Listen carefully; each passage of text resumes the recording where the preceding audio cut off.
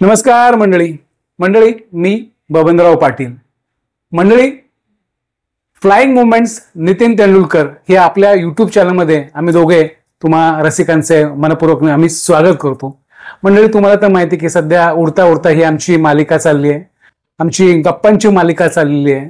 तर याच्या अगोदर नितीन दादाने तुम्हाला फ्लाईटचे किस्से सांगितले आहेत आणि सध्या आम्ही फ्लाईटचेच किस्से सांगतो. आमच्याकडे खूप खजाना आहे. म्हणजे तुम्ही भविष्यामध्ये जर कुठे प्रवास करायला निघाला तर हे फ्लाईटचे किस्से जर तुम्ही ऐकले तर तुम्हाला थोडंसं तुमची एक मनाची तयारी. आता पुढचा विषय काय नितीन दादा सांगणार आहे त्याची उत्सुकता मला आहे. तर आता जास्त न बोलता मी नितीन दादाच्या कोर्टामध्ये बॉल मारतो की नितीन दादा, आता पुढचा किस्सा काय बाबा तुझा? उडता उडतासाठी परत एकदा आपल्या सर्वांचं स्वागत. परमेश्वर आहे की नाही म्हणजे काय? हा प्रश्न पुरातन कालापासून साधू संत, विज्ञान, वैज्ञानिक सर्वांना पडलेला आहे आणि कोणाला त्याचं उत्तर मिळालेलं नाही. बरोबर. पण मला सौदी अरेबियामध्ये याचं काहीसं उत्तर मिळालं. क्या बात आहे. त्याची ही गोष्ट आहे. ऍक्च्युली सौदी अरेबियाला आमचं विमान चाललेलं होतं. सौदी अरेबियामध्ये जेद्दा नावाचं एक शहर आहे, तिथे लँडिंग चालू झालं होतं. पासपोर्ट वगैरे तिथे जरा स्ट्रिक्ट वातावरण त्यावेळेस होतं, 25 वर्षापासून. तर मी माझी ब्रीफकेस स्टोरेज बिन म्हणून बाहेर काढली आणि ओपन केली. पण मी काय म्हणतो दादा, आमचा पॅसेंजरचं ठीक आहे, पण तुम्हाला पण चेक केलं जातं? हो, सर्वांना, कोणालाही. म्हणजे असं भेदभाव काही नाही? नाही, भेदभाव नाही. म्हणजे मी प्रवासी आहे, मला चेक करतात. आता आम्ही समजा आमच्यातलं, मी करत नाही गोष्ट निराळी, पण कोणी अंमली पदार्थ बरोबर सर्वांचं चेकिंग होतं. म्हणजे कोणी त्याच्यापासून सुटत नाही. तर तशा पद्धतीने मी बॅग उघडली आणि पासपोर्ट फक्त काढायला गेलो होतो आणि बाजूला सिद्धिविनायकचा फोटो होता. अच्छा. आपली एक श्रद्धा असते, आपला गणपती बाप्पा. आता कसं आहे, आपल्या त्याच्याबद्दल थोडक्यात सांगतो की आपलं देव कोणी पाहिलेलं नाहीये आणि आपल्या फिलॉसॉफीमध्ये कसं आहे की जो अनादी आहे, म्हणजे ज्याला सुरुवात नाहीये, अनंत आहे, त्याला शेवट नाही, निर्गुण आहे म्हणजे अलिप्त आहे, तो सगुण आहे, निर्गुण आहे आणि निराकार आहे म्हणजे ज्याला आकार नाही. मग आपण आपल्याला संकट समयी पाय धरायला तर लागतात. हो, बरोबर. मग कुणाचे धरायचे? मग म्हणून आपले साधू संत, म्हणजे जे ऍक्च्युली अध्यात्मातले सायंटिस्टच असतात ते खरं, म्हणजे त्यांनी आपल्याला सोपा मार्ग सांगितला. ते म्हणाले की त्या निर्गुण निराकारला तुम्ही सगुण साकार रूप द्या आणि त्याचे पाय धरा. सोपी गोष्ट आहे ना. त्यांनी विठ्ठलचं रूप घेतलं. तू विठ्ठलवारी लिहिलं, तू स्वतः विठ्ठल भक्त असशील. मला गणपती आवडतो, कुणाला शंकर आवडत असेल, जीजस आहे, अल्लाह आहे, सर्व सारखेच असतात. सर्व सारखं तत्व आहे. तर माझ्याकडे गणपतीचा फोटो होता, सिद्धिविनायकचा होता. तर तिथे शेवटच्या रोवर एक मुस्लिम प्रवासी बसलेला होता. तो मला म्हणाला की साहब, ये आपका भगवान का फोटो है ना, इधर नहीं चलेगा. इधर के लोग बहुत कट्टर है. तो मुस्लिम असून आपल्याच देशाबद्दल सांगतोय, इधर के लोग बहुत कट्टर है. पण मग काय होऊ शकतं? ते म्हणाले, दुसरे धर्म का कोई फोटो बिटो या बुक वगैरह इधर नहीं चलता है, वो फाड़ के फेंक देंगे, नहीं तो उसको पैरों तले दबाएंगे. अरे बापरे. नाही तर म्हणे थोपाडी सुद्धा मारतील म्हणाले. तेव्हा मी म्हटलं, हा जर चेहरा पांढरा झाला मला, आणखीन जर एखादा सरफटा असेल तर तुरुंगात पण पाठवतात म्हणे. इथे मी पांढरा फटक पडलो. म्हटलं हे दिस इज टू मच, म्हणजे धर्मसंकटच आलं. आता मी तो फोटो काय डस्टबिन मध्ये टाकून फेकून देऊ शकत नव्हतो. तो गणपती बाप्पा आहे. हा, गणपती बाप्पा आहे. कुठे त्याला काय करावं ते कळेल असं झालं. शेवटी मला एक आयडिया सुचली.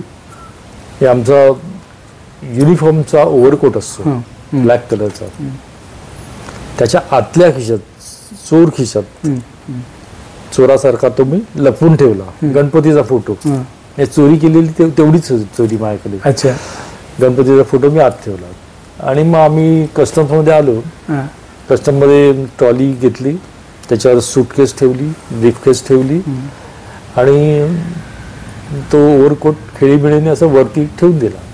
आता युजली कुठच्याही एअरपोर्टला क्रूचं पर्सनल चेकअप होत नाही. अच्छा. नाही, तो एक युनिफॉर्मचा रिस्पेक्ट असतो.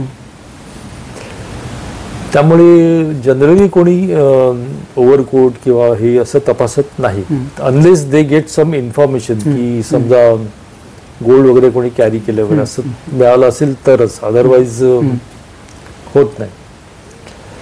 आणि आम्ही कस्टम ऑफिसरकडे गेलो.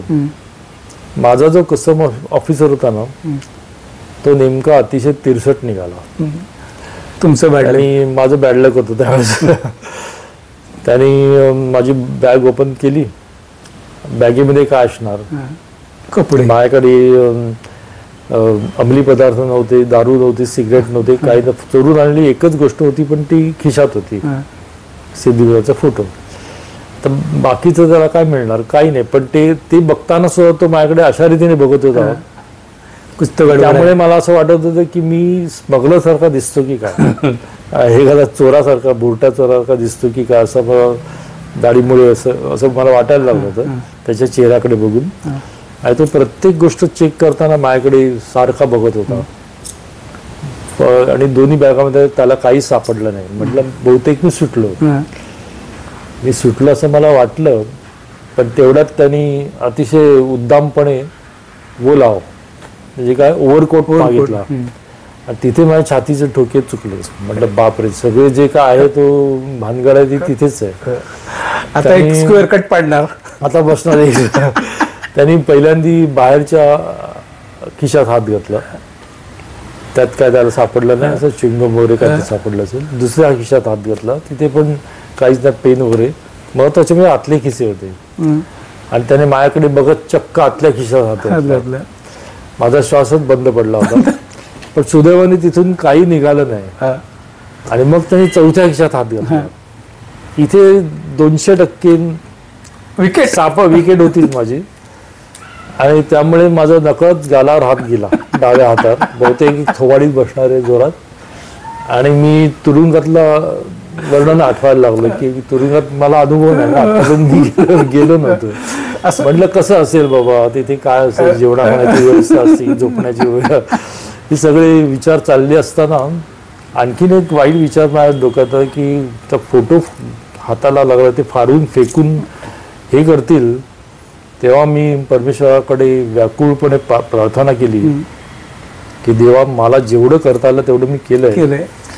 आता तुझं रक्षण तूच कर, बाकी कोणीच करू शकत नाही. तू माझंही कर आणि तुझंही रक्षण तूच कर. आणि देवाने हाक ऐकली आणि एक चमत्कार झाला. कसा तो सांगतो.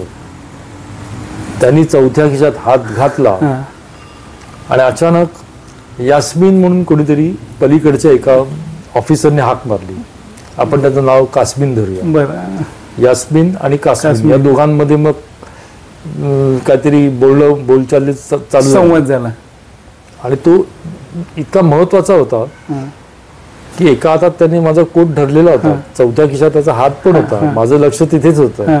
पण तो वळून त्या कास्मिनशी वादावादी चालू होता. ते एवढं महत्वाचं कारण होतं की त्यांच्यात हिटेड आर्ग्युमेंट चालू झाली. आणि ते मुख्य म्हणजे बराच वेळ लांबलं. इतका वेळ लांबलं की शेवटी तो परत जेव्हा जॉबकडे वळला तेव्हा तो संपूर्ण डिसओरिएंटेड झालेला होता. म्हणजे त्याला आठवेना की आपण नेमकं काय करत होतो. बरोबर. आणि त्या भरात त्यांनी तो ओव्हरकोट माझ्याकडे फेकून दिला आणि मला म्हणाला की आपका हो गया ना. आता मी कशाला त्याला सांगू की नाही रे, तो चौथा राहिला अजून. म्हणलं हो गया तुम्हाला उलू खलास. नेक्स्ट उलू खलास म्हणजे त्याचं भाषा आहे. नेक्स्ट असं करून नेक्स्ट झाला. तुरुंगातून बाहेर पडलेला कैद्यासारखा मी दीर्घ निश्वास टाकला आणि म्हणलं देवा, तू खरंच पावलास मला आज. आणि यावरून मला कुसुम अग्रजन ची ते वाक्य आठवतात. हा, कुसुम अग्रजांना कोणीतरी विचारलं होतं की तुम्ही कवी म्हणून देवाकडे कसं बघता, हा, तर कुसुम अग्रजांनी उत्तर अतिशय सुंदर दिलं होतं. हा. ते म्हणाले ज्याची श्रद्धा असते त्याच्यासाठी देव असतो, क्या बात आहे, क्या बात आहे. ज्याची श्रद्धा नसते त्यासाठी देव नसतो. नसतो. सिंपल. हो. भाव तोची देव देव. देव. माझा भाव होता हा, म्हणून सौदी अरेबियामध्ये हा. मला देव दिसला. दिसलं. ही ती कहाणी आहे. गमतीशीर आहे, गोड आहे, आपल्या बाप्पाचं स्मरण करणारी कहाणी आहे.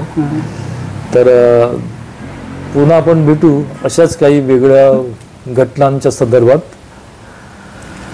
तोपर्यंत आपल्या जीवन प्रवासाला माझ्या शुभेच्छा, हार्दिक शुभेच्छा. Born poet. मंडळी शेवटी म्हणतात ना की देव तारे त्याला कोण मारी. काय त्या गणरायाने, त्या बाप्पाने नितीन दादाला पडू नये म्हणून तो स्वतःच अगदी अदृश्य स्वरूपात त्या यास्मिन कास्मिनचा संवाद झाला आणि नितीन दादाची सुटका झाली. चला मंडळी, पुढच्या आठवड्यात नक्की भेटू. तूर्तता इथे आम्हा दोघांना अनुज्ञा द्या. धन्यवाद. धन्यवाद.